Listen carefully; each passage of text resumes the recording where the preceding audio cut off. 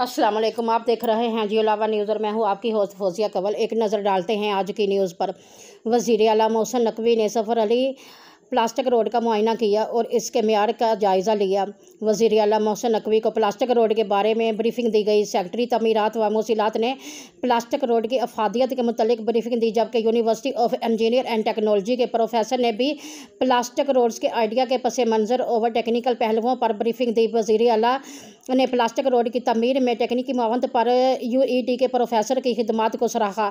मोहसिन नकवी ने इस मौके पर गुफ्तगू करते हुए कहा, प्लास्टिक रोड के कामयाब तजर्बे के बाद इसका दायरा कार मज़ीद बढ़ाया जाएगा। एक माह तक मौजूदा प्लास्टिक रोड का जायज़ा लेकर मज़ीद प्लास्टिक रोड बनाएंगे। वज़ीर आला मोहसिन नकवी ने बताया कि माल रोड को भी प्लास्टिक रोड में तब्दील किया जाएगा। उनका कहना था कि प्लास्टिक रोड कम अज़ कम 10 साल तक चलती है। प्लास्टिक रोड की तमीर में इस्तेमाल शुदा शापर्स व दीगर प्लास्टिक इस्तेमाल होता है। ये सड़क असफाल्ट और पत्थर की बजरी से बनाई गई है। सड़कों के मुकाबले में देरपा होती है और निस्बतन कम लागत से तैयार होती है। प्लास्टिक रोड की देखभाल की भी ज़्यादा ज़रूरत नहीं होती। इस सड़क की सबसे बड़ी खूबी ये है कि ये असफाल्ट की सड़कों की तरह बारिश के पानी से टूट फूट का शिकार नहीं होती।